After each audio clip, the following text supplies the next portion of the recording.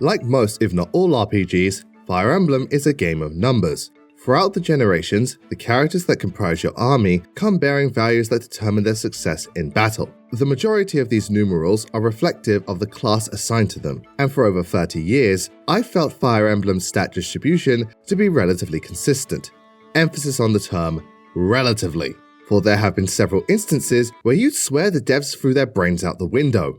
Every, and I mean every, mainline title is guilty of harboring units whose stats, growths, and other attributes make little to no sense for the type of infantry they are supposed to be. So join me everyone as we scour the pages of Fire Emblem history to find the heroes whose profiles are the most perplexing. Allow me to make matters clear before we proceed. The fact that someone has a strange build does not, I repeat, does not inherently translate to them being a bad unit. In fact, some characters are amazing in spite of the fact, while others thrive precisely because their numbers are so obtuse. What I'm observing is how their values don't align with what is expected of their default class. For example, Peg Knights focus on speed, skill, and resistance. Knights are hefty in defense, archers prioritize skill, fighters are bountiful in HP and strength, you get the idea. Anything that goes against the norm is applicable for scrutiny. And yes, I'm going to get very, very nitpicky. But it's all in good fun, and we've got a lot of games to get through. 17 to be exact at the time of this video. So let's dawdle no longer and begin at, well, the beginning. The original Famicom title Shadow Dragon and the Blade of Light roots itself as the backbone of the franchise, establishing a handful of classes and the statistics they are synonymous with. Despite being an ancient relic, most of the cast numerals stick to their archetype. That being said, Gordon and Rickard are the first causes for concern, both debuting with a single point in skill. Yes, the Archer and Thief have only 1 point in skill. True, their bases aren't particularly impressive, but for skill to be this bad is simply unacceptable, not helped by Ricker's 20% growth in said field, tied with that of defense and lower than strength for God knows what reason. Julian has an obnoxiously high 70% strength growth, subsequently trumping both his skill and speed potential of 50, and that's just sacrilege. Speaking of dormant power, the youngest of the White Wings, Est, has a 70% strength growth, a value that competes with skill, speed, and luck for the top spot. Now on the surface, this makes no sense for a Peg Knight. However, I shall let it slide due to the Est archetype being renowned for the high growth potential. Plus, it's not above skill and speed, simply on par. What I cannot overlook is her sister Pala's mere 20% speed growth. Great bases notwithstanding, speed shouldn't be a detriment for any White Wing. And my dissatisfaction with Flyers doesn't stop there, for Princess Shida begins with a base defense of 7. Now, despite being lauded for their frailty, turns out Peg Knights often radiate a decent amount of initial bulk. The issue lies in that it is 4 points above her strength, while exceeding her inherent skill of only 6. White Wing should never debut with greater defense than skill. That's the equivalent of a knight boasting higher speed growth than defense. Ah, shit. I've got a bone to pick with Draug, plus 2 other army units, Dolph and Michaelan. When concerning the former, his acceleration clocks in at 40%, while his strength is 20% and defense a mere 10%. I don't need X-ray vision to see what's wrong with this picture. In the case of the latter knights, they muster a defense growth of 20 and 10% respectively. Both percentages are tied with luck as their lowest ratios when disregarding res, and skill as well in the case of Michaelan's. Defense should typically be a knight's greatest ally alongside strength and HP, not that of an afterthought. Our final case of sabotage is the youngest of the Macedonian bloodline, Maria. This poor child is cursed with a speed stat of only 2. And considering she is a cleric, speed, magic, and res are where people of the faith frequently shine. I can excuse zero resistance, for Shadow Dragon applies that to all but 1 unit. Maria's speed being so small, I shall not stand for, especially when it's half of her defense, and that is 5 kinds of fucked up. Our next adventure takes us into the world of Valentia, Fire Emblem Gaiden. Also released on the Famicom, the sequel changed up the formula and experimented with the status quo quite significantly. Yet despite such tampering, most of the units bear numbers you'd expect. Regrettably, not everyone was fortunate enough to get blessed with consistency, for the local lad Cliff has a base res of 8. Now the villager class is fundamentally a jack of all trades, and thus rather malleable. But to excel so vastly in magical immunity, surpassing both Bowie and Celica, is unspeakably boorish. Fittingly so, Claire has the audacity to enter the fray with a strength base of 8 while her speed is only 7. What utter nonsense. Speaking of being slow, the mage Bowie has a 40% defense growth and only 10% in speed. Now, mages don't have to be the fastest thing alive, but their bulk shouldn't eclipse their agility. Kinda defeats the purpose of the class, you boob. Jenny is also guilty of such heresy, for her speed potential is merely 15%, her lowest measurement not counting res. Valbar has the opposite problem of a 25% speed growth. This may not seem troublesome given the low statistic, yet it remains high enough to eclipse both his strength and defense. I'm not done with scrutinizing velocity, for Pala once again has a lackluster 10% speed growth and 15% in skill to boot. You're a peg knight, woman! Get your statistics in order! And tell your sister S to do the same. No flyer worth their feathers should muster a 30% speed growth, while skill and defense stand at 50%. Finally, we have Atlas, the villager who joined Celica in Act 3, with alarmingly lopsided numbers, having only 3 points in both skill and speed. Indeed, villagers are not specialists, thus lacking in the corresponding values isn't too astonishing. But considering his base attack of 14, you'd assume at least 6 or 7 in the former digits to be more suitable. Then again, what do I know? I just play the game. Doubling down on the bits, let us make haste to the Super Famicom with Fire Emblem Mystery of the Emblem. This cartridge continued the tale of Marth, while simultaneously discarding many of the unique elements Gaijin introduced. As a result, most of every 3's units I determined to be statistically sound, with only 6 exceptions, 4 of which have been previously featured. Let us begin with the big man Draug, who has the exact same baffling growth rate as before. Good to know his skull is still as thick as his armor. Pala forgot to improve her 20% speed growth, while Julian continues to stack them gains with his 70% strength potential. Meanwhile, Rickard squanders his skill investment of only 20%, though said base stat did improve by only 2 points, remaining pathetically low for his affiliation. Concerning the 2 newcomers, first we have the dancer Fina, brandishing her 60% strength growth. Though it's far from her best percentage and dancers can fight back on occasion, 60% I claim to be a lot for such a frail support class, though this won't be the last time dancers flex more than just their diaphragm. On that note, Sheena, who is a general mind you, joins Marth's cause with a base strength and skill of only 8 and 3 respectively. While the former isn't being overtaken by speed or res, the fact that she has 17 defense makes her single-digit power level utterly embarrassing. Plus, I will not stand to witness her skill play second fiddle to speed. Also, can someone explain to me how she pertains a mere 20% defense growth, while everything else not counting res is 50% or higher? What even is math at this point? Time for the Fire Emblem series to brave the land of Udural with Genealogy of the Holy War.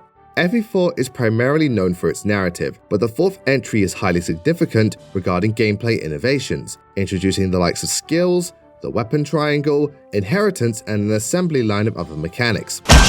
Unfortunately, with all these new advances, I discovered a decent number of heroes to have some wacky-ass decimals assigned to them, beginning with the Holy Knight Sigurd and his stepbrother Quan, both of which have a HP growth of 110%.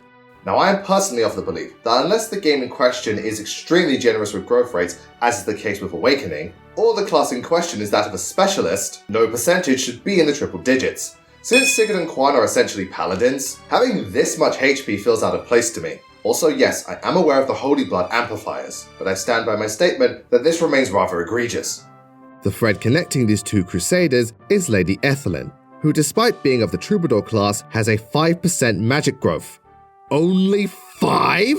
True, Ethelyn bears a low growth spread across the board, but magic shouldn't be this abysmal. Secondly, she begins with an A rank in swords at level 1. To go off on a bit of a tangent, I personally stand by the belief that level 1 base class units should debut with low weapon ranks. Genealogy is considerably generous regarding proficiency levels, so Ethelyn's C rank in staffs I find to be perfectly fine. But swords at A level? What do you and Quan get up to behind closed doors? Alright.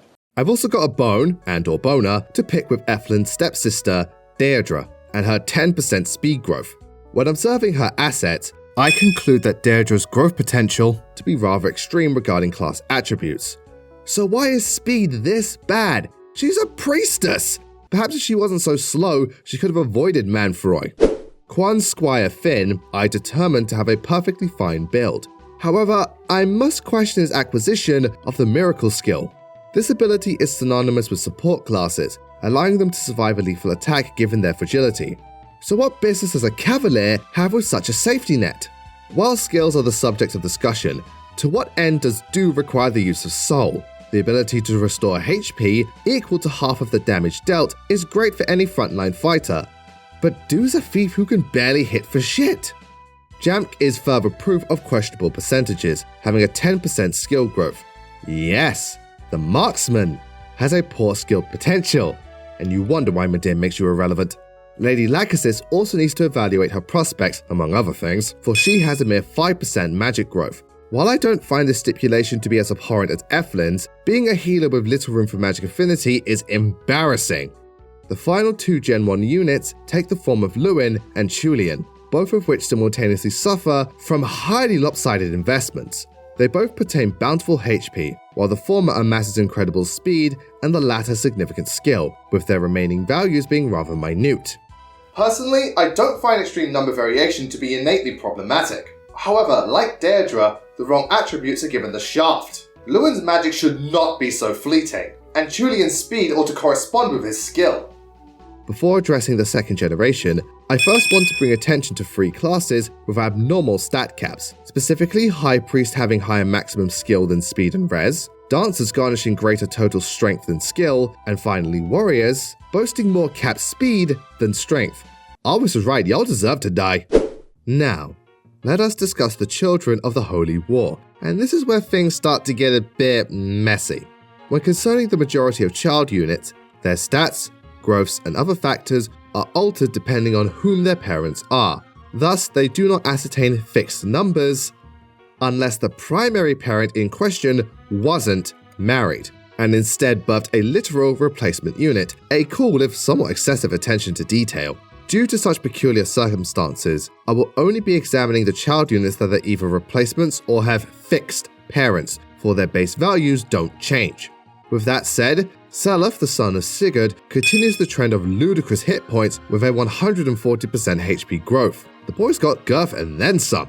Plus, his cousin Leif also has a stupid amount of health potential with 130%, not to mention an A rank in swords at level 1. He literally gets it from his mum. Steady now. The boy's sister Altina perpetuates an obnoxious 135% HP, with the children's guardian Oife also partaking in the triple-digit health pool. Though his figures are lesser than that of the underlings, I consider it too robust for a paladin. Lachesis' substitute son Tristan also manifests a ridiculous 130% HP growth, which is especially odd as his other percentages don't surpass 30. Daimne has a worrisome 20% speed growth, while skill stands at 50 despite being a bow knight, all the while Hermina has the reverse problem, for her skill potential stagnates at 20% while speed stands at 50, a most unbefitting resume for one with a Pegasus affiliation. Jean is there to fill the void if Nana is not available, but right now she needs to fill the empty space that is her speed, magic and res growths of only 20%. How do you make it so that a troubadour has a higher potential defense than their historically best values? That is a special kind of stupid. As is the case with Fina, the dancer Lelia has an unnecessarily high strength growth of 50%, a merit which is tied with HP for her greatest boon. Charlotte, I personally consider to be a bit of a reach, for the lad musters a 20% speed growth. While it thankfully exceeds his strength and defense, I personally feel said velocity should be tied with or surpass either res and or magic. I'm also not too keen on his B rank in staffs at level 1. Granted, I've certainly witnessed worse. In fact, the young lady Julia additionally sets forth with a B rank in staffs at the lowest level, while concurrently inheriting her mother's ailment of lopsided projections. The maiden's dragon blood grants her impressive growths in her ideal fields, yet continues to hamper her speed. Can someone please get these women some fucking Jordans?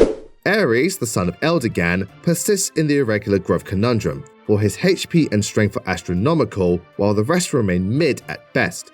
Given that he's fundamentally a paladin, I find the lack of equilibrium disturbing.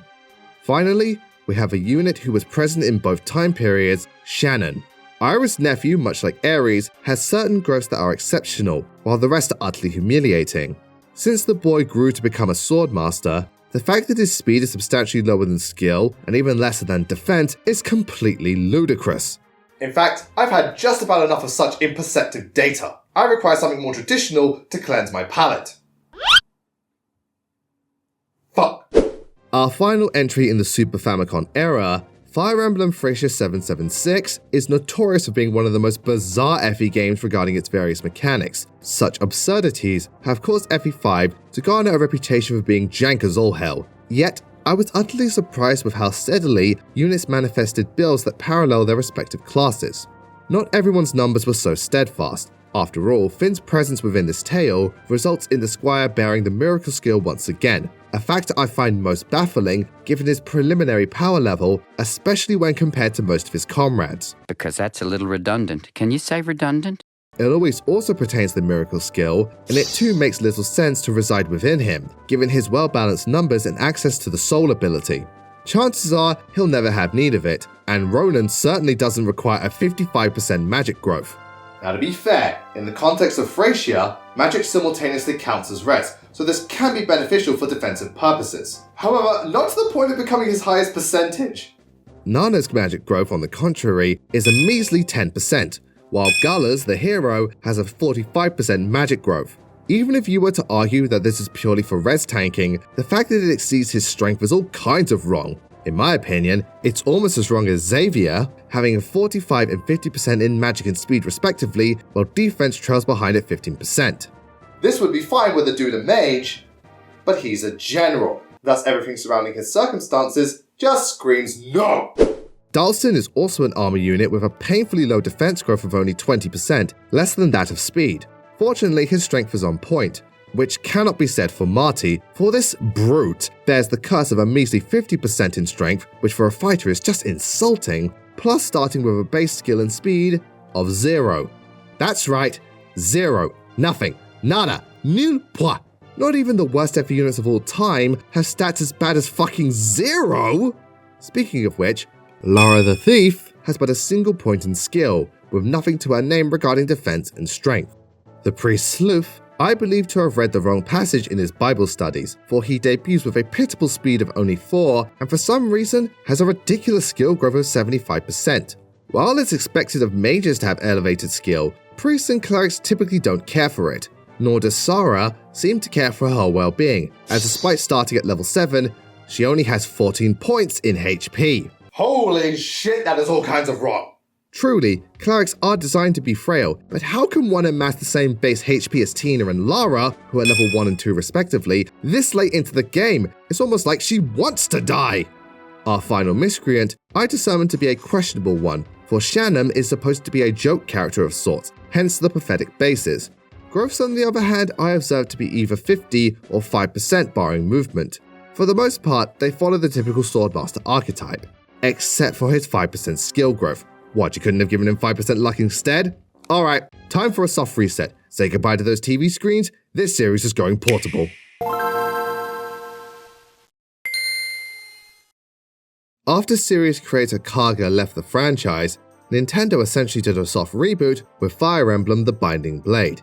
Compared to the usual titles, FE6 was far simpler both in narrative and gameplay, dialing back many of the thematic and mechanical complexities for both better and worse.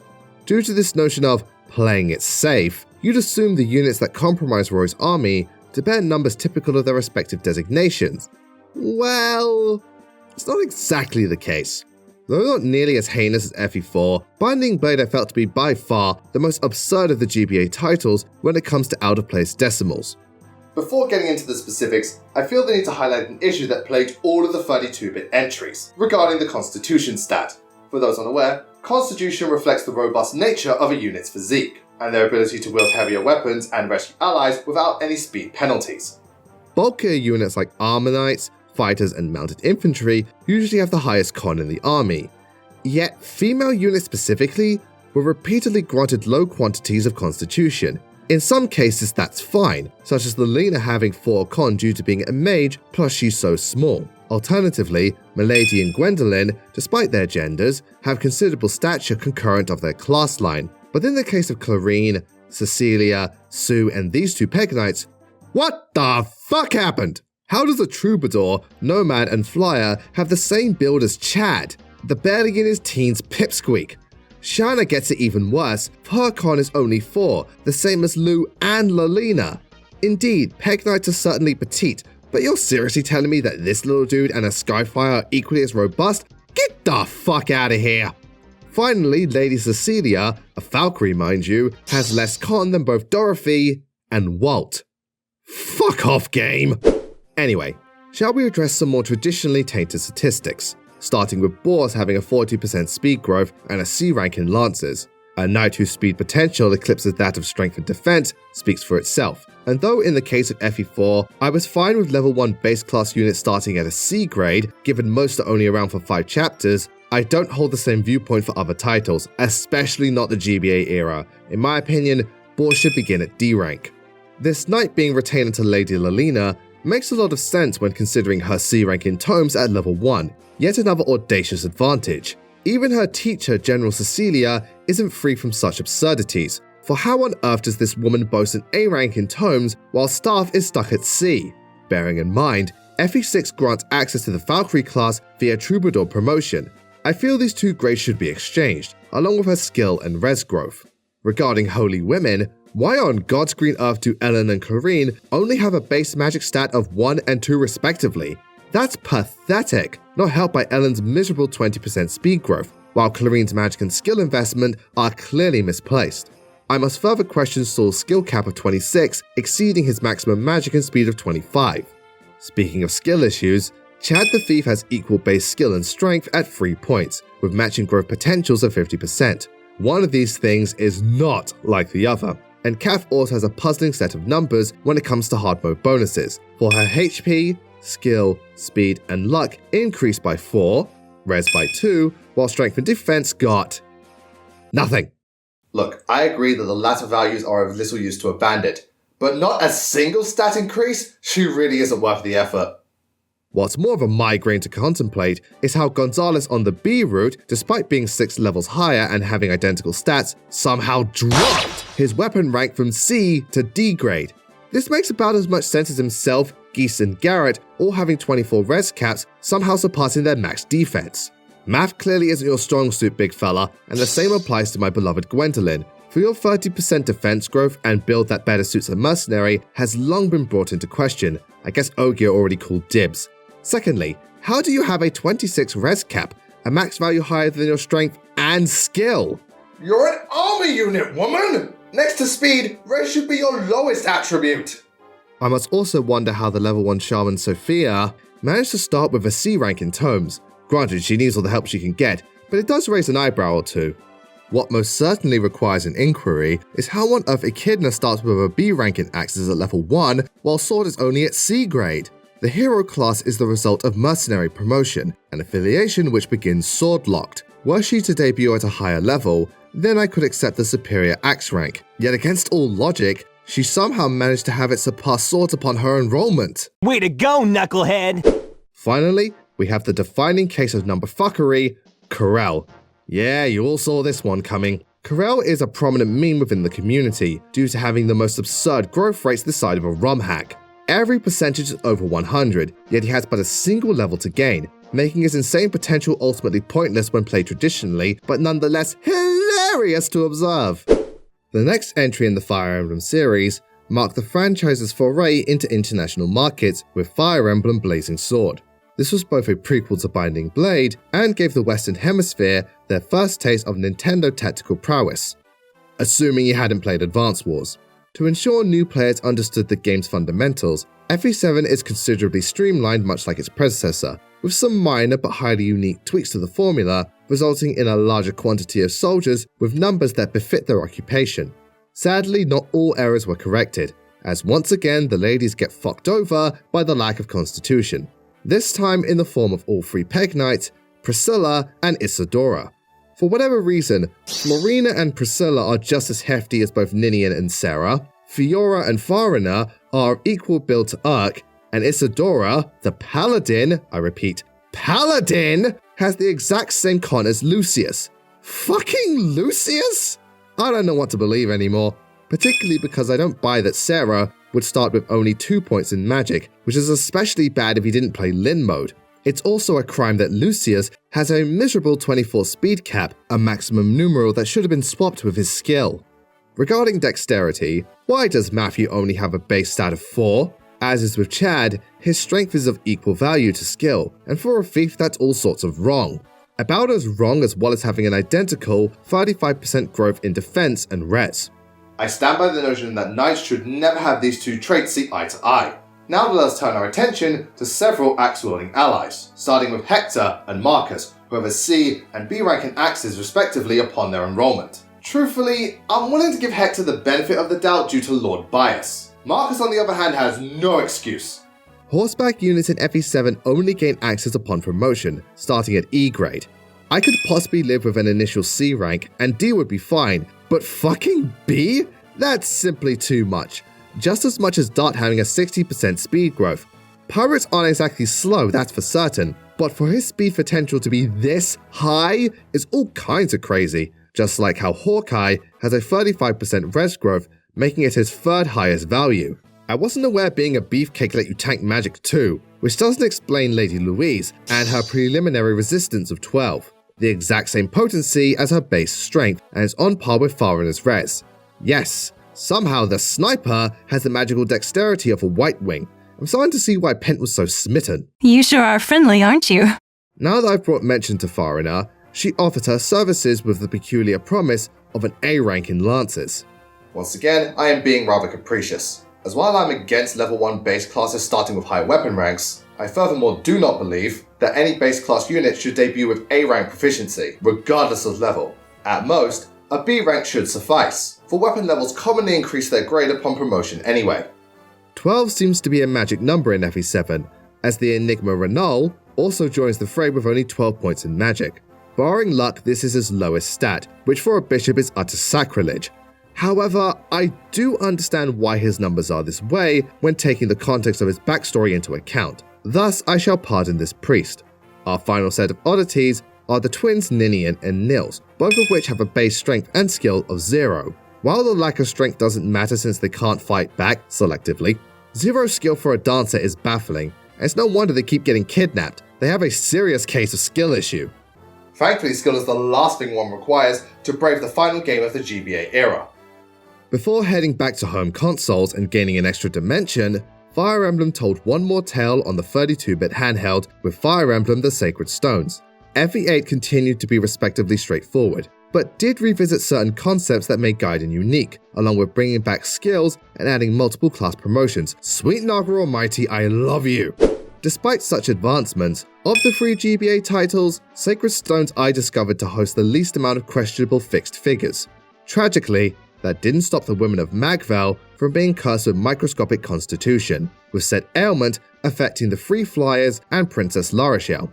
For I highly doubt that Vanessa, Tana and La Rochelle are of equal girth to Ewan, and Serene has as much muscle as the druid Null. Next you'll be telling me that Colm has 4 points in skill, which is tied with his strength, and oh for fuck's sake! Does the GBA have a weird fixation with making thieves as skillful as they are strong? The same way it continually blights clerics with muling-based magic, for Natasha defects to Renee with a mystical value of 2, while Mulder joins earlier and begins with 4. Sure, Natasha is a lower level, but come on, man! Stop messing with these maidens! Speaking of magical mistresses, why does Luke debut with a C rank in Tomes? It was bad enough when applied to Lilina, but not only is Luke a secondary character, she joins earlier to boot. This is the epitome of overkill, much like Sala's weapon ranks.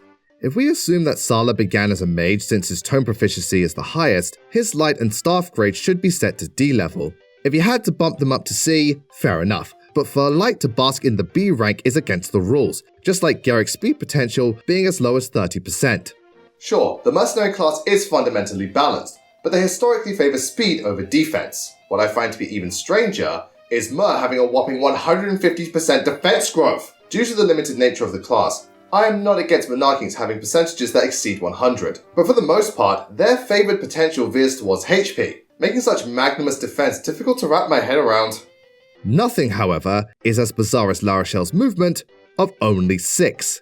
Every single troubadour has a mobility level of 7 or more. Only a woman of such delusion would find a way to lessen her agility. Were I not a man of moral fibre, I would beat you senseless.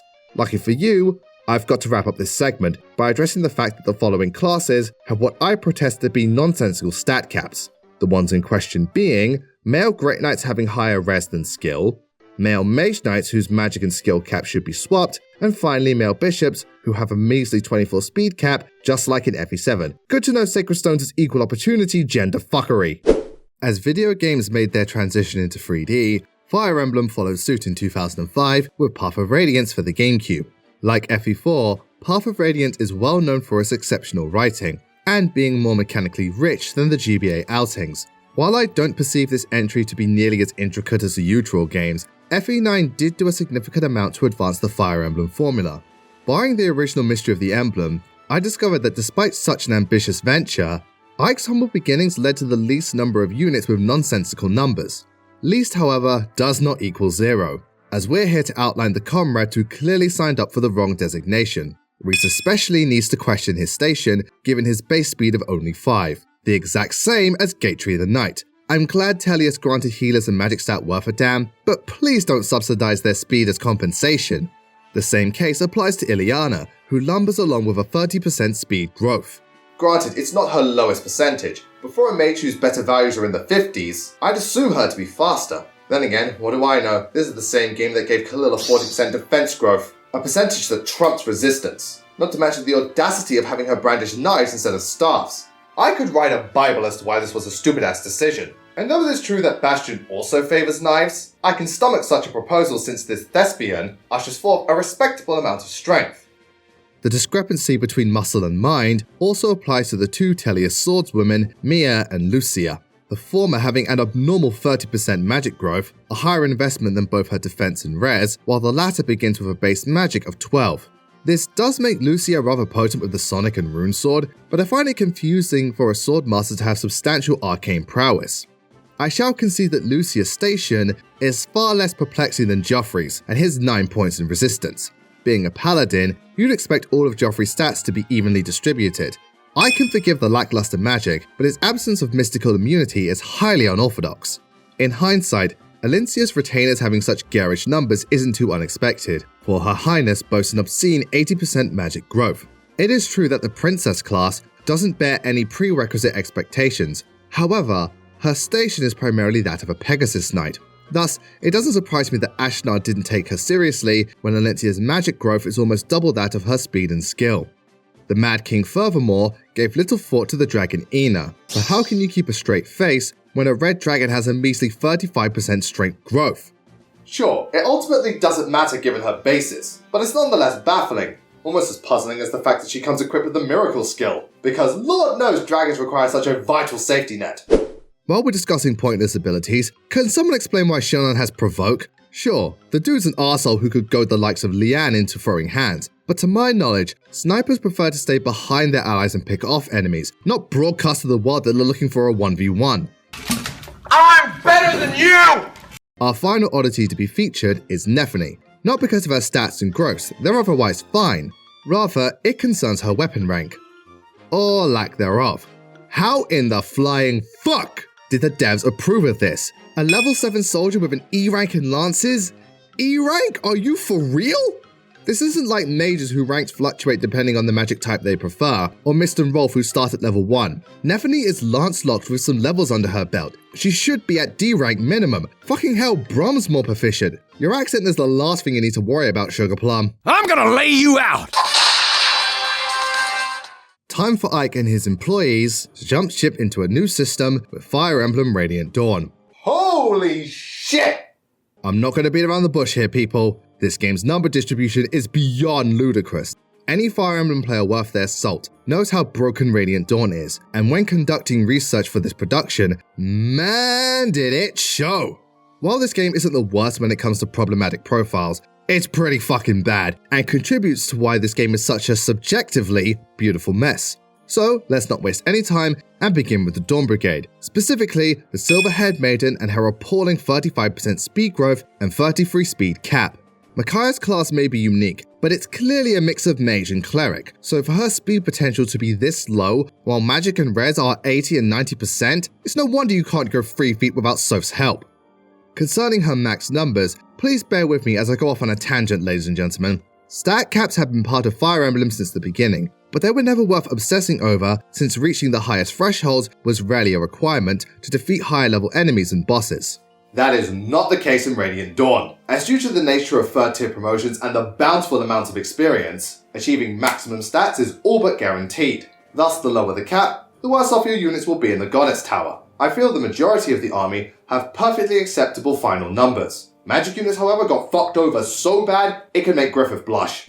Micaiah is a victim of said scrutiny, as having a maximum speed of 33 while her magic and res cap at 40 is just plain stupid.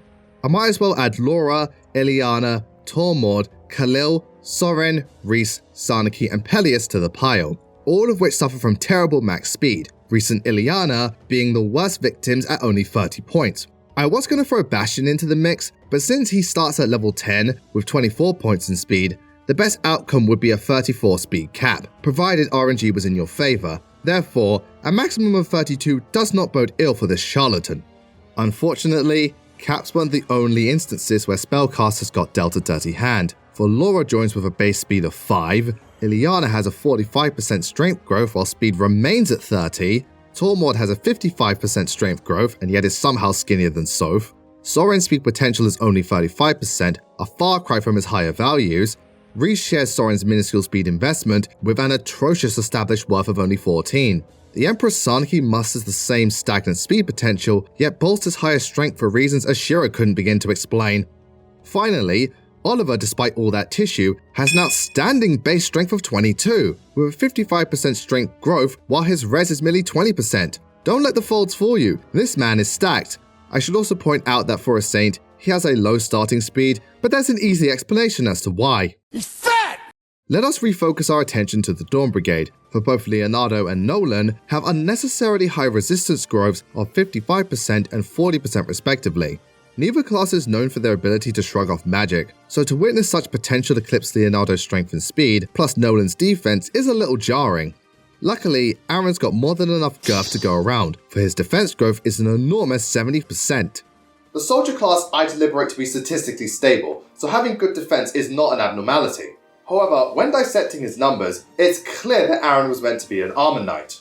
In fact, Laura's bestie makes for a superior armor unit than Meg, as her strength and defense potential is merely 35%, while speed and res are 65 and 50 respectively. This is the type of shit you expect to see on a Peg Knight, though it's good to know Meg's delusions don't stop at Zihawk. Taronio better fits the mold of an armor unit, but even he's not above testing my patience, for how does one explain having a base speed of 20 plus a 50% speed and res growth? Well, I never claimed Radiant Dawn made sense, which is probably why Jill has a 45% res investment while her defense is only 35%, because everyone knows Wyverns can take magic attacks better than physical ones, the secret lies in the scales. Speaking of defense, let's talk about Fiona. Okay, we're well aware that Fiona is one of the worst units in the franchise, but if one were to observe her business card, she favors the role of bulky paladin, while not harboring any respectively obtuse numbers. In fact, after her first promotion, she'll cap her then defense of 23 by level 16 on average. Once she promotes again, her defense will jump to 26. So why does it max out at 28? A mere 2 points into her ultimate class, her defense will be set in stone and gone to waste. Compounding the issue is that barring HP, res and magic, her remaining numbers cap around 33 to 35. This is an utter disgrace, so let's bid farewell to the day in army by trying to piece together why Vika has a 50% and 65% magic and res growth. Oh, for certain, Ravens have better arcane efficiency than most Lagoons, but for resistance to triumph over speed, now that's simply cuckoo. Plus, I can't fathom a bird's magic being this high. Anyway, shall we shift our attention to the nation of Crimea, where Queen Alincia once again throws our expectations to the wind with a 65% strength growth. Now I must stress that her class isn't that of a typical Peg Knight. However, I find 65% to be quite vast for a non-Wyvern flyer. Plus, it exceeds her skill growth and that's certainly worthy of a coup. Speaking of Wyverns, Ha's so good he can beat this game blindfolded, which he sort of does. Yet despite his outstanding prowess, I find Ha's 30% HP growth to be most questionable, given that HP averages out to be most units' higher investment field. Thus, having a stand as Ha's third lowest bracket feels off to me. Nephany once again rubs me the wrong way. Now don't you worry, honey bunny, your weapon ranks ain't the problem this time, sugar. Instead, let's observe Nephany's maximum stats when transitioning from a halberdier to a lancer. Her strength goes from 25 to 34, her skill from 26 to 35, and her defense from 24 to 33, a shared enhancement of 9 points. Yet her speed goes from 27 to 34. Why would they do this? Nephany clearly deserved a 36 speed cap. Yes, I'm aware the same scaling applies to Dan, Ved, and Aaron, but come on! Throw Nephany a bone and turn her into the blue and green blur. Funny enough, Lucia is a blue blur in her own right, but for whatever reason, she additionally boasts a 50% res growth, double that of her strength, which is nuts! Perhaps she can share her respective values with the Queen, among other things. Leaf is quite the curious cat, but this feline has a skill growth of only 30%. An odd choice considering speed and skill is where cats universally thrive compared to tigers and lions. The last of the Crimean military to evaluate is Makalov, who somehow managed to become a royal knight because Alincia's hiring policies make Rhea look competent. This buffoon has an audacious 75% speed growth. Given his role of sword cav, I'm not surprised he would favor agility, yet this potential is roughly 30 points above his other fields and outpaces all other swordmasters' percentages. Well, when running from debt collectors and your sister this often, the results speak for themselves.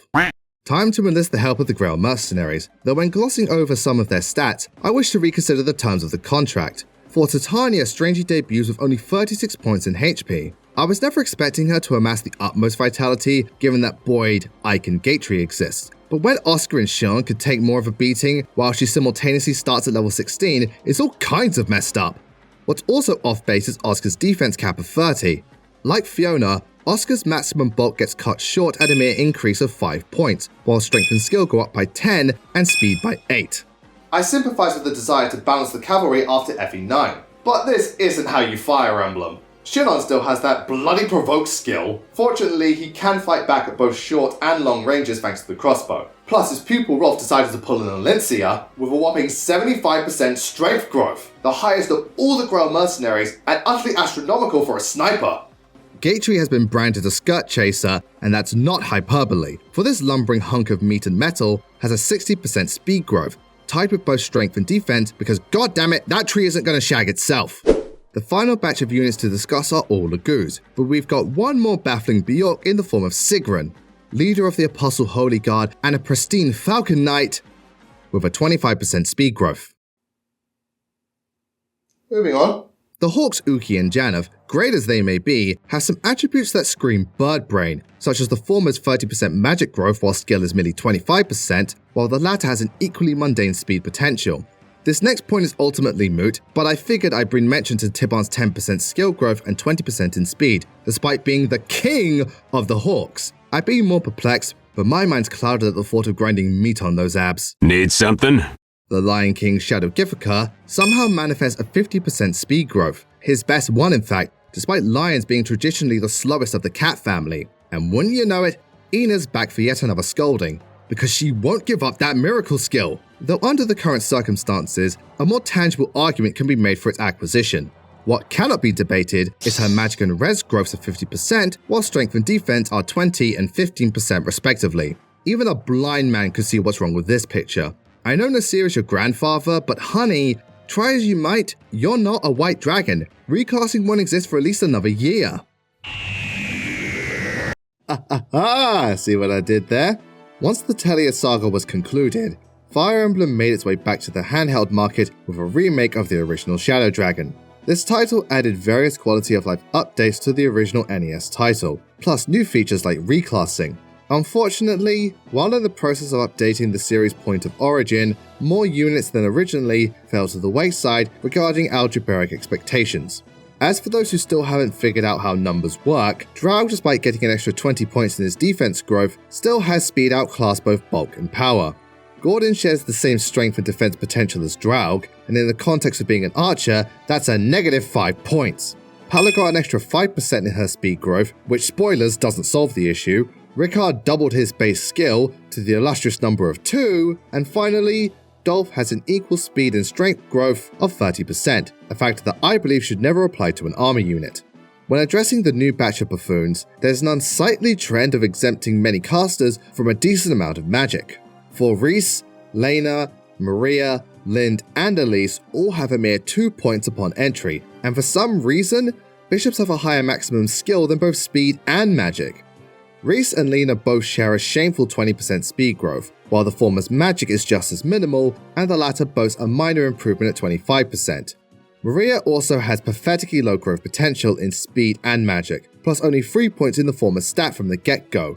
This game really has it out for healers, yet is willing to grant Boa a B rank in tomes while his staff is only at C level, despite him being presumably staff locked before his ascension. You're an idiot. Can someone please explain to me how Wendell has a starting speed of 12? Nothing against fast mages, that's how I prefer them to be, but none of his other stats are even close to being in the double digits barring HP, so what kind of oatmeal are they feeding this old timer? Let's turn our attention to the horseback infantry, starting with Mathis and his troublesome 2 points in skill, a dangerously low number even for such a fledgling, all the while Wolf and Segard share an odd stipulation of low promo bases but extraordinary growth rates. These particular circumstances are clearly that of a gimmick, but they are nonetheless obtuse, almost as flummoxing as the values of Roger's skill and speed, which ideally should be switched even if the result is a minor adjustment. The next 3 soldiers all have a serious case of skill issue, as the cutie pie Norn has only 1 point of dexterity. For a markswoman, this is simply unacceptable, and it turns out Jake is a poor investor due to his single point in skill. I'm certain Anna's already looking for a refund. And finally, Lorenz, the other Lorenz, has a mere 3 points in skill to his name, the same as his resistance even though he's a level 5 general. The man's lack of depth perception is becoming quite the nuisance. There's one final unit who technically shouldn't have an A rank in axes, that being Minerva. Based on in-game mechanics, her station as a level 1 Draco Knight had to result from the promotion of a White Wing, thus her axe rank should be E grade or slightly higher. I'm going to let this outliner slide, as her personal weapon Harteclair is an A rank axe, and the idea of parting it from the Red Dragoon makes about as much sense as refusing to localize the next entry in the series. What are you looking at me for? I ain't got no punchline. New Mystery of the Emblem is such a tragic state of affairs. While not perfect, I felt that it resolved many of the issues that plagued the preceding title, adding new features its beneficiary would take credit for, and ended up being, in my opinion, one of the best entries in the franchise and a fantastic remake that hardly anyone has played. Regretfully, not only is the player base minuscule, but the amount of units that are packing figures that don't belong has more than tripled from the source material. Certain faces from the stairs have returned for a further scolding, but while Draug has finally fixed his defense growth, speed still outclasses strength. Paula's perpetual momentum remains poor, while her vigor got jacked up to 60%, 2 values that will make more sense if reassigned. Both Fina and Julian's strength growths remain unnaturally high, while Rickard's base skill vegetates at 3, with a mere 10% increase to said percentage. Sheena thankfully sorted out her stats, but she dropped the ball with a B rank in bows at level 1, plus a 60% speed growth. Not as much as her strength potential, yet to exceed one's defense while brandishing plate armor is 5 flavors of fucked up. Concerning the newcomers, Cecile and Abel both bought growth builds that lean towards Peg Knight as opposed to Cavalier, with substantially high speed and skill compared to their other domains. While White Wings are on the brain, Est has a shockingly low base skill of 7, only 1 point higher than her strength, plus her former field is tied with her speed and skill growth at 80%. Also, I can't wrap my head around Jubilo's base magic of 1, plus Yulia and Mauricia having an initial score of only 2. Additionally, how on earth does the latter boast a C rank in staffs as a literal infant? Bloody arm scroll abuse. And I'm certain Michaelan did the same thing, but just like Sheena, he's packing a B rank in bows despite being freshly promoted. Mathis remains the runt of the litter, for debuting with only 3 points in skill is dreadful, all the while Roger repeatedly forgets to switch his skill and speed stat. Katarina seems to share in his absent mindfulness when it comes to her defense and res. Speaking of bulk, I find it odd that Malice has higher defense than strength, a stipulation that's otherwise unheard of for a swordmaster, but a quick glance at her physique, and suddenly all is right with the world. I'll be your mommy. What I consider to be 8 circles of wrong is Bast's default skill and speed of 10 and 11 respectively. For a fighter whose strength originates at 12, this much athleticism feels downright broken, to the point where board and cord are practically pointless. About as pointless as Samuel's 30% skill growth, despite donning a class that frequently thrives in said field. And on that note, bishops once again have a higher skill cap than magic and speed. Get your fucking shit together! The beautiful Princess Shida shall be our final entity to evaluate, for Her Highness seems to have gotten quite rusty given her base skill of only 7, less than half of that of her speed, and equal to her defense. I haven't witnessed the princess suffer such deformation since the 1995 OVA. Were you daydreaming while I talked to you? Or just being stupid? Big deal! Rats!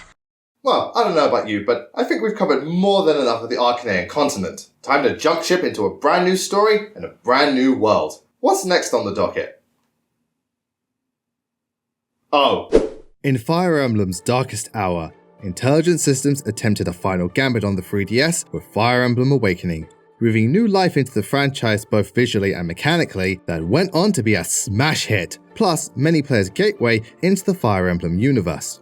With all these new bells and whistles, I interpret the end result to mask quite the unbalanced adventure, and lamentably, such instability led to an ensemble of units who received minimal oversight during their conception. The first shepherd to report to HR is the stalwart Frederick, and his 110% HP growth. It is most certainly true that Awakening grants generous percentages to all allies, thus exceeding 100 isn't abnormal. However, I affirm that Frederick's HP is too radical given that barring strength, his remaining fields don't surpass even half of his hit points. Plus, the man's vitality tops the fighter Veg's respective growth, a clause I cannot accept. I additionally cannot vibe with Rickon's base speed of 5, being equally slow as Kellum the Knight despite his later arrival. How he managed to rescue Maribel is beyond me, so is the thought of Cordelia and Gaius packing 60% strength growths. Even when factoring in Awakening's bountiful generosity, these are some questionably high percentages, Cordelia's in particular being simultaneously tied with speed and skill, a prerequisite I've already scolded Est for. She also has a 45% defense growth, while Res is 10 points lower, so no wonder Chrome wants nothing to do with you. The Monarchy Noe has a puzzling magic cap of 36, higher than that of her speed and skill. What I find to be so bewildering is that Noe's damage calculation is tied to strength, making magic otherwise pointless, yet doesn't equate to the bottom of her cap barrel. Speaking of magic, both Faja and Henry have 10 and 12 points in defense respectively. Last time I checked, Dark Mage stood as some of the physically frailest classes in FE history, so what's with all this girth? They concurrently manifest 45% and 50% defense growths. These spellcasters go one step further with defense caps of 42 as sorcerers. Where do they store it all? Well, for Faja, the answer is obvious. The remaining set of soldiers I must disclose are all child units. For this segment, I'm specifically investigating their preliminary values, before modifiers get applied. You won't find these numbers in a traditional playthrough, since the offspring only appear once the mother is married. Even in the event that Lucina has no named guardian, she still gains inheritance from her father, but I thought it would be interesting to see how their numbers fared before the genetics take hold. Starting with the cousin of the Exalt, the legendary Owain initially forgot he was a sword master, having a base defense of 6, which is tied with his speed. This realization makes my blood ache, but not as much as Brady's 2 points in speed, while his defense is 7. You're a priest, not a knight, you numpty!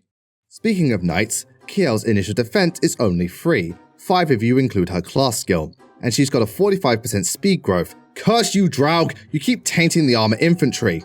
Cynthia isn't much of a hero, having only 4 points in skill and 25% skill growth. Yarn has a whopping base strength of 9, despite the Tugwell favoring flexibility. Laurent shares Cynthia's plight, only now said detriment is tied to his speed, and Lady Noir fails to muster a skill growth worth a damn, beginning at 35%. I also want to bring attention to the focus skill, which grants the user critical plus 10 when no allies are within a 3-tile radius. That's pretty cool and all, but it makes me wonder, why do mages have it? Surely an ability that requires isolation would better suit a horseback unit or flyer. Just a little food for thought. With the success of Awakening, Nintendo realized that Fire Emblem was now profitable, and so for the next entry, they went big. All the stops were pulled out for Fates, 3 storylines, one of which you can't play anymore, a huge cast, tons of new mechanics, online hubs to visit, cutscenes galore, the works. Opinions on the game's quality may vary, however, Fates was profoundly ambitious, and naturally, there's going to be some cracks in the armor, and in the case of numerical oddities, what he said. This is it, folks. Until further notice, no other Fire Emblem game has as many out-of-place units, when statistical expectations are concerned. For what it's worth, I find such absurdities to make the gameplay experience fascinating, but it doesn't change the fact that the digits assigned to the majority of these soldiers make about as much sense as the script. Let's start with the obvious culprit, Azura, and her 60% strength growth. This has become a popular meme within the community, not only for being monstrously high for a dancer, but concurrently surpassing Ike's strength potential. Twice! Though division is a central theme of Fates, Azura plus 6 other soldiers will aid Korra no matter the cause, one of which, Silas, allies himself at the start of both Birthright and Conquest. As such, his stats are identical, yet Pit's weapon ranks are increased in Birthright. Why? If you're going to give him the same numbers, might as well go the full 9 yards for the sake of consistency. I'm going to highlight many instances of irregularities throughout this segment, as multiple units have truly peculiar alterations. For example, regarding Birthright and Conquest, the bandit Shura arrives later in the former and is thus granted higher bases. Revelations, however, is where Shura can be recruited at his earliest, yet brandishes the exact same stats as Birthright. His only nerf are slightly lower weapon ranks. That's fucking crazy, and makes Shura incredible on the third route, but completely nonsensical. Shall we turn our attention to the land of Hoshido, for the eldest brother of the royal family Ryoma bore a mass stat inflation while remaining at the same level between chapters 6 and 14. He's also got a sun festal in his inventory. I guess he planned to give it to Sakura as a present. I'm so happy. The eldest sister Hinoka joins the battle rather early in Birthright and in the mid-game of Revelations. In the latter timeline, her level is elevated from 8 to 17, with her stats increasing by a significant amount, all except HP, which went up by 1. I'm convinced the devs hate you more than Scarlet. The first of Ryoma's loyal retainers, Saizo, seems to have forgotten his oath as a ninja, for I discern his base resistance of 7 while defense stands at 9 utterly dishonorable, along with an audacious 45% magic growth with 50% in defense and only 25% in res. No wonder Kagero dumped you, but she's not getting off the hook either, for this Kunoichi manages to have a base strength of 15, a greater asset than speed, all the while her strength and skill growth should be realistically switched. There's also the matter of her personal skill, Shuriken Mastery. In Revelations, I interpret it to be more useful due to the influx of ninjas. Birthright, however, only has her face off against the occasional maid and/or butler, and feels wasted when at war with Nor. Ryoma's not the only one with out-of-place retainers. After all, Setsuna's res growth is greater than that of her strength, plus her optimistic skill doesn't fill me with such glee, for she is healed by 1.5 the normal amount. A good idea on paper, but her role as an archer makes it likely that she won't be attacked regularly. Not that it would matter when Azuma is around, for though he is a monk, his endurance outclasses his intelligence, respectively speaking. Plus, his strength and magic growth should also be switched. His promotion into Great Master does cause his numbers to fall into place, but until then, he needs to take his ass back to school. Only one of Takami's retainers requires a revamp, that being the samurai Hinata, for his potential in skill and speed is lower than that of strength and defense. A most shameful display, but not as horrendous as what Hannah pulled, and I'm not talking about her support chain. For though her level remains the same between Birthright and Revelations, she somehow has lowered stats in the latter. What? There is no reason for Hannah to become weaker in the DLC, especially due to the later recruitment period. And while we're scolding Sakura's entourage, what in the flying fuck is up with Tsubaki? A peg knight with a 35% speed growth and only 25% in resistance? What an utter disgrace! Moving away from those who are under oath, Hayato has a puny res growth of only 30%, the lowest of his values, and as long as it remains that way, he'll never be more than a little boy. Rinka's numerals have baffled players for years, as a quick glance will clue anyone in that she's clearly designed to be a fighter of sorts. So why does she only have a 45 and 40% HP and strength growth, all the while skill and speed are 10 points higher? At least her defense is as it should be, but talk about misleading. Orochi also throws me for a loop, thanks to her 30% speed potential and measly 30 speed cap. The obvious joke to make is that she's weighed down by her tits, but it didn't seem to stop these three. Renea has all but lost focus among such bloodshed, for despite having to begin as either an archer or peg knight before upgrading into a kinshi, she has only 14 points in skill and a 35% skill growth. And wouldn't you know it, our final Birthright blunder turns out to be a Norian, for Scarlet, despite being 2 levels higher in Revelations, somehow has less strength. If only this was the worst thing to happen to you, honey. Time to sail west and pay the Norians a visit. For Xander also received a mass stat inflation despite going up a single level, yet his HP dropped by 2 points. It has also been brought to my attention that his stature leans more towards Great Knight rather than Paladin. Lady Camilla obtained an immense stat boost despite level stagnation, going from chapter 6 to 10. Leo was, furthermore, granted a significant improvement despite his single level up. When discussing the various retainers, Perry has a mysteriously large 50% res growth. Plus, her Bloodthirst skill, while incredible, grants a futile increase to her magic, barring very specific instances. Camilla's squire Selena I condone to be somewhat of a reach, for though I find her 55% defense growth baffling, mercenaries are generalists despite traditionally favoring strength, speed, and skill.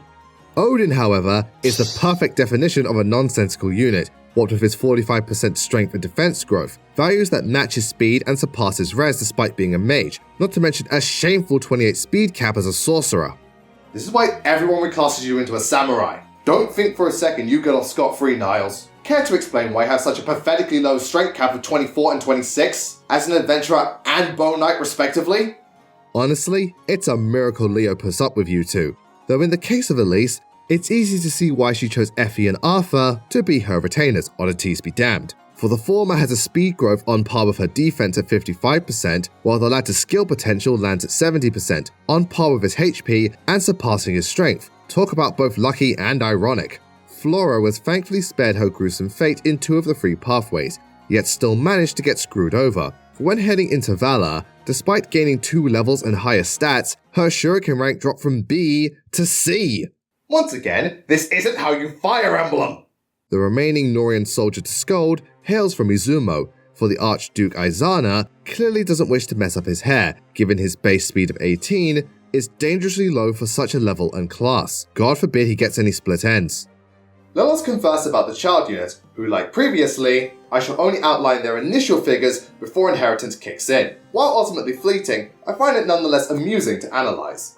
So, why don't we start with the little bean that is Kana and her tiny strength stat of only 3, a value lower than that of her remaining figures. Some dragon you turned out to be. Meanwhile, Azura's offspring Shigure boasts an absurd 8 points in defense, while speed and skill are only 7, with a 35% speed growth to boot. Someone's clearly been taking notes from Tsubaki. In fact, his protege Kaldori has 8 points in strength, while skill is merely 5, with a 25% res growth. Lord help me, I'm gonna need some coffee. But not if Dwyer is in charge of serving it up. I refuse to trust a Troubadour, whose base speed and defense are identical, with 45% strength growth to boot. I could always turn to Midori for a herbal remedy of sorts, especially when she starts with a base skill of 10. I find this most irrational, considering just about all child units don't have any default stats in the double digits. Adding to that, the Apothecary class principally favors strength and defense, so why does she birth such stupendous skill? Well, having an abundance of talent is better than none at all, right Rajat? You and your initial skill of 0? Fitting since it took 0 brain cells to conjure you into existence. Asugi is just as guilty of being a brain-dead copypasta, but his initial stats are anything but similar, having only 6 points in speed, while his magic and res growths of 50 and 20% respectively should be swapped. On the subject of exchanging numbers, Mitima's strength stat and potential, while marginally bigger than magic, should realistically be switched. Plus, having a res percentage of only 20 deserves its own melancholy haiku. In fact, she could write one for Shiro and his base speed of only 3. No son of the lobster should be that slow. Same goes for Hinata's boy Hisama and his speed of merely 5. You better put down the pickles and start running some laps, bucko. Same goes for you, Forrest. I won't accept any troubadour with a lumbering speed of only 4. And while I'm at it, Nina's jersey puts the entire thief guild to shame. How are you going to pilfer all that loot for only 5 points in said stat? Soleil could also work on her skills as a merc, since she only has a base value of 3 and a strangely potent res growth of 40%. And wouldn't you know it, our final 2 confused children happen to have inflated amounts of resistance for their class type, as Ignatius and Valoria have 7 and 8 points at base. Done! Before we bid farewell to the 3DS, the folks at Nintendo decided to give the original Gaiden a new lick of paint, resulting in Fire Emblem Echoes, Shadows of Valentia. This remake spruced up much of the Famicom original, though the gameplay and map design were mostly left intact for a more authentic feel. Thanks to utilizing a far simpler engine, Echoes doesn't contain too many units that are completely off base. In fact, of the 3 games, I discovered it to be the most consistent regarding builds, but of course, you can't win them all. Just like with the DS remakes, some of the units never got the memo and remain utterly asinine. Cliff for one still boasts an unnatural amount of res, Claire maintains that her speed takes second fiddle to strength, Bowie's quickness is also a point of concern, only totaling at 4 points, plus his defense investment grew to 45%. Atlas's numbers haven't changed at all, and we all know why that doesn't sit right with me. Paula's speed growth remains pitiful at a mere 30%, plus it is tied for luck as her lowest maximum value. S gained an extra 10 points in her speed growth, however, given her remaining percentages, I find it to be worrisomely low, in addition to a middling maximum of only 39, tied with defense for her lowest cap. Let's have Silk introduce us to the newest set of statistical errors, for her base speed of only 4 is utterly ghastly, with said stat capping at 39, while her defense growth reaches 40%. I wonder if her data got mixed up with Forsyth's, for he somehow has earned a speed cap of 41. All the while Python has a skill growth of merely 25% and a 39 skill cap ceiling. Suddenly his attitude makes perfect sense. The mage Lufia's attack caps before all his other values at only 38, while Tatiana, beautiful as she may be, has an unsightly base speed of merely 10, with her defense being capped at 41. Gracious me, I do believe Zeke will require protection instead. In fact, could you please pass some of that vigor on to Saber? Don't ask me why, but he's only got a base defense of 4 while res is at 6. Makes you wonder why Celica hired him in the first place, but it won't be the first time she made a stupid decision. Jesse seems to suffer from the same plight, for his defense begins at 5 while res starts at 7. At least Dean's got nothing to worry about, doubly so since Sonya seems to be dragging along her perfectly sculpted ass, with a 35% speed growth and 39 max stat. Noma also needs to pick up the pace, as his starting speed of 8 is unacceptable for a man of his station, grey hairs be damned. The final Valentian outcast is the DLC mage Shade and a 45% defense growth. Apparently Bowie being a boob wasn't enough for this game. Let's switch things up with Fire Emblem Three Houses, by far one of the most unique entries in the franchise. FE16 favors a more open-ended approach to unit customization, for upon their enrollment, all the students are largely generalists, with certain stats and growths favoring specific fields. As such, I feel the most fair way to judge these pupils is to evaluate how their fixed numbers, specifically bases, inherent growths, and max stats, stack up when compared to their most common role compression. For example, how do Ingrid's values work in the context of a Falcon Knight, plus any other factors such as learned arts, spells, budding talents, etc. The first name on the register is Edelgard von Hresfelg, and her defense cap of 61. In the course of my intellectual pursuits, I noticed that there was a close correlation between a unit's default growth rate and their maximum stats, HP being the exception, for it's often the highest value regardless of potential. When taking this into account, it makes no sense for the Emperor's defense to have a significantly higher peak than Res when their investment is identical. You can certainly make the argument that it better suits her personal class. However, in Three Houses, stat caps don't change regardless of affiliation. Her retainer Hubert consequently struggles to get his caps in order, for when factoring in his growths, I hold to the belief that defense and strength should be swapped. Linhart needs to explain why his base speed is merely 5, the lowest of all the students. Sure, he's a sleepyhead, but given his mage and/or priest preference, speed should be at minimum a mid-value stat. The songstress Dorothea shares an odd plight with Marianne and Lysithia, for all 3 ladies have a strength cap of 30. This is the lowest maximum strength in the game, and while these fine young women aren't going to give Catherine a run for her money, strength is not their lowest growth, thus defense should be their minimal cap. Also, I believe Dorothea's budding talent, White Magic Avoid plus 20, makes very little sense to acquire. On paper it sounds amazing since she's a powerful mage, until you realise that Nosferatu is the only white magic attack that she learns. In fact, her faith pool stops at Physic. The lack of offensive white magic unfortunately plagues this game in its entirety, but these circumstances I find to be particularly egregious. Almost as egregious as Bernadetta's smallest cap, being res at 39, all the while 3 of her other values boast a lower potential. That's it for the Black Eagles. Now the Blue Lions must report to my office, for Dedue, against all odds, has a base speed of 7. True, Dedue excels as either a knight or fighter, so he doesn't have to be cursed with cement in his boots. I do not, however, buy the idea that this Duskin begins speed tied with His Highness and Lysithea among other students. Plus, he's got a 44 luck cap when both Dex and Charm exceed the corresponding growth rate. Additionally, his maximum magic and res require an exchange. Ash also has an abnormally low magic and charm cap of 36, while defense, despite being his worst growth, is 43. This next oddity only applies if Ash is an enemy unit, for he clashes with your army during Chapter 15 of Verdant Wind and Silver Snow as an archer. This is the time skip, people. He should be a sniper at this point. Intermediate class my ass! I'm sure Annette wasn't expecting to be seen after hours. Truth be told, Miss Dominique's numbers are perfectly fine, but I do question her Hero's Relic Crusher, specifically its combat art, Dust.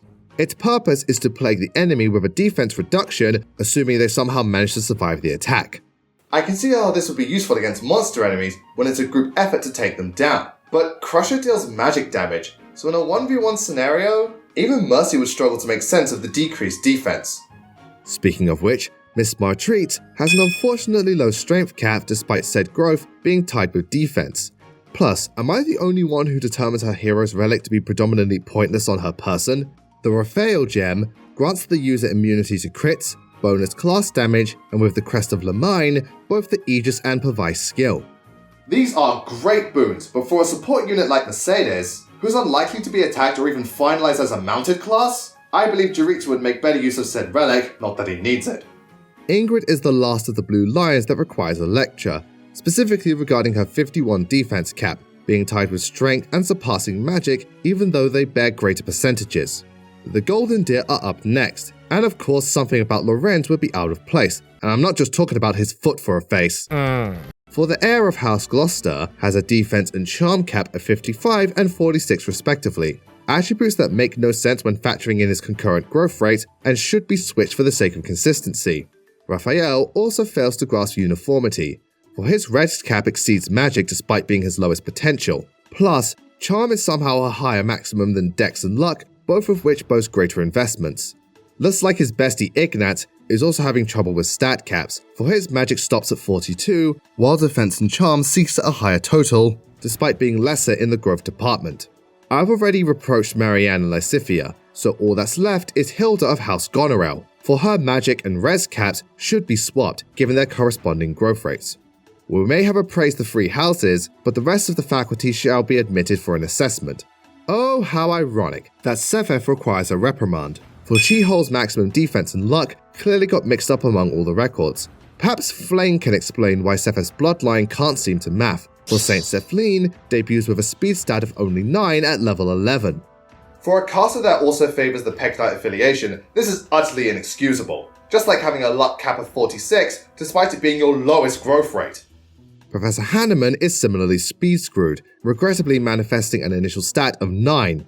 This is further compounded by his 20% speed growth, yet he somehow manages to muster greater strength. Dude really needs to get out of the lab and stretch his legs. His associate, Professor Manuela, is fine when it comes to her numbers, as well as other assets, yet she regrettably has a negative reason pool. This isn't completely unheard of, since some magic users have poor faith efficiency. However, I find Manuela's case to be especially perplexing given her jack-of-all-trades build, plus the ability to learn bolting at A rank. What a tease this woman is, though I doubt Gilbert would be faced by her advances. He's not even faced by the fact that he has a maximum magic of 35, while luck and res should be the stats that peak too early. Catherine also caught a bad case of confusing caps, for her res exceeds magic and charm in spite of its lower growth potential.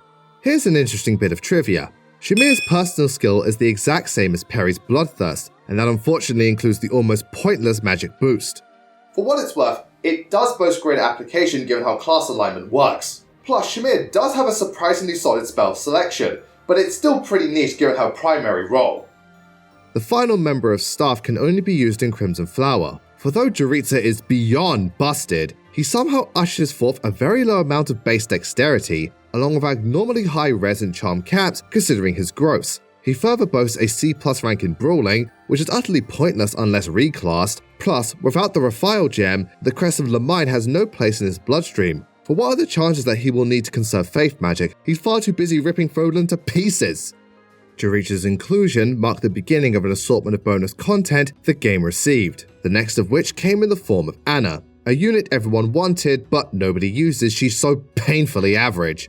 Despite being so bland, her dex and luck caps are far too high.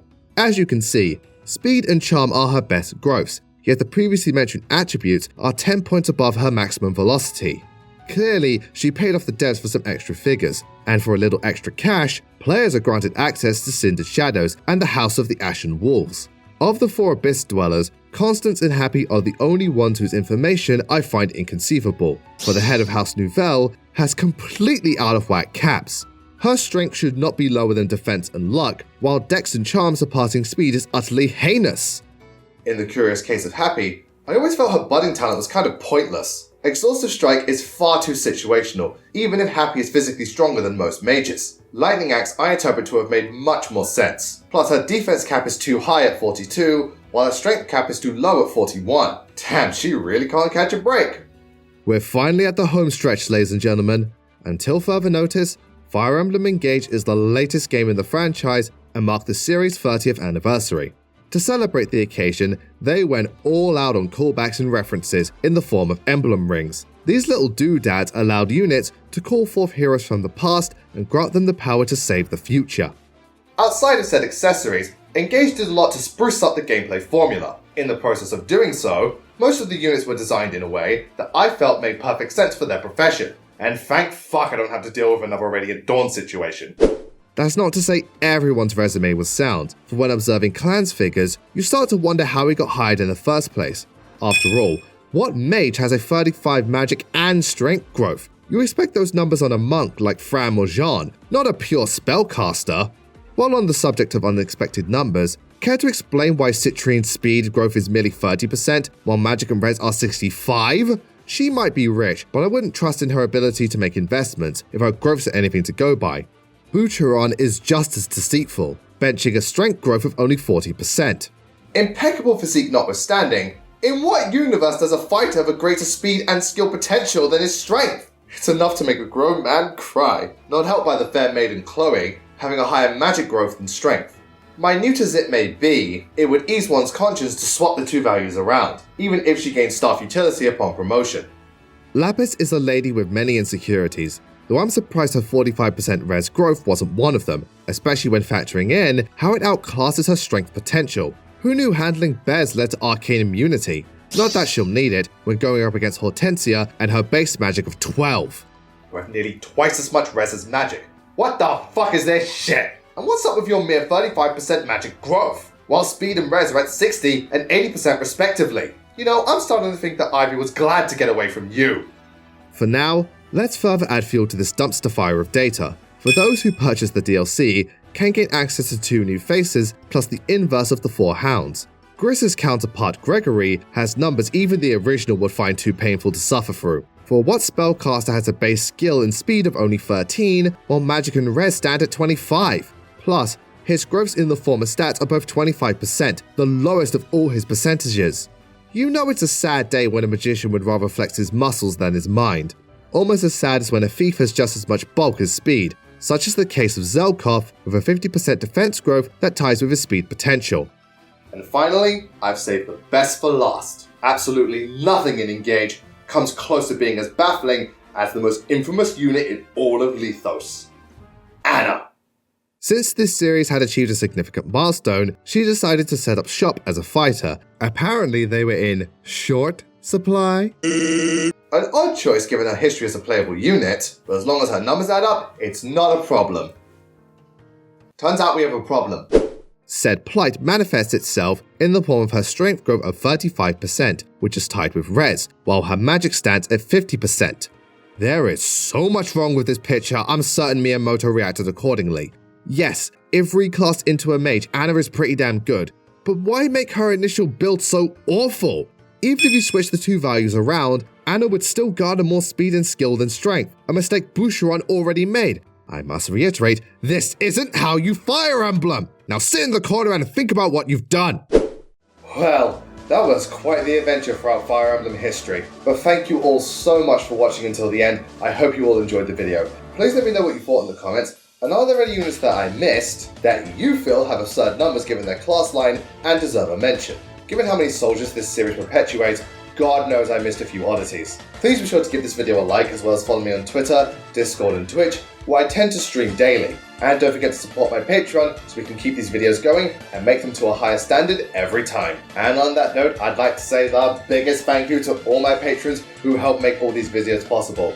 This one was quite the endeavor, but I really appreciate your enthusiasm, support, and all that stuff throughout the entire process. Sorry this one took so long, and at the start of the year we had 3 videos uploaded ready to go. This one's like a 2-month break. It was a big project, to be fair, but I hope that you all enjoy this. And it's funny, the time of recording this, the Switch 2 goes live tomorrow, even though this goes uploaded later afterwards. So yeah, who knows? With this whole Switch 2 stuff, it should be really interesting to see what goes on in the server and just what goes on with everything. But I appreciate all your love and support with streams, with feedback, with everything that we do. You people are the absolute best. I love you. Mwah. And I would like to say a very special thank you to Wolffox, Lucina21, Jeremy Redinger, GlennTrog750, Chaos Saberline, VC Videos 100, Starship 9, Maggie Fall, Isaac A. Flores, Faraday8392, Daniel Hodgson, and finally, Zenny Dragon. Thank you all so very much. You're the absolute best. I hope you enjoyed the Switch 2 announcement, and mwah, I love you all so much. Anyway, that's it from me. I'll see you all next time.